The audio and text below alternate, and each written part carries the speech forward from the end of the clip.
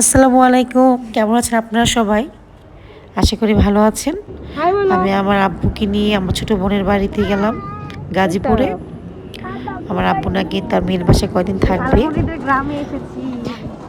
যেহেতু আমি বেড়াতে গিয়েছি, আমার বোন আমাকে মাওনার কাছে একটি রেস্টুরেন্ট চিরকুট রেস্টুরেন্টে নিয়ে গিয়েছে।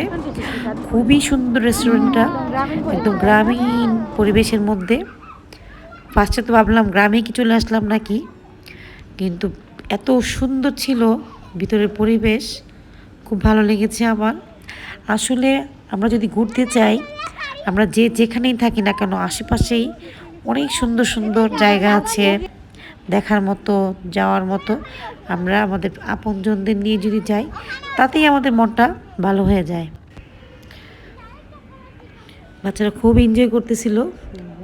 আসলে পুকুর দেখলে না আমার গোসল করতে মন চায়, কিন্তু সেটা তো আর সম্ভব না। এত সুন্দর পানি, একদম ঝকঝক করতেছে। আলহামদুলিল্লাহ, খুবই সুন্দর ওয়েদার ছিল। আমি ইনশাল্লাহ আবার যাব। আমার বোন, আমার ভাবি, আমরা সবাই খুব এনজয় করেছি, খুবই ভালো লেগেছে।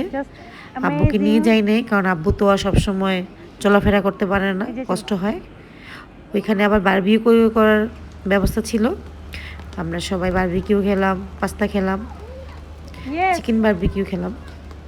সন্ধ্যা নেমে এসেছে, আমরা চলে যাব। খুব এনজয় করলাম। আপনারা সবাই ভালো থাকবেন, দোয়া করবেন। খুদা হাফিজ।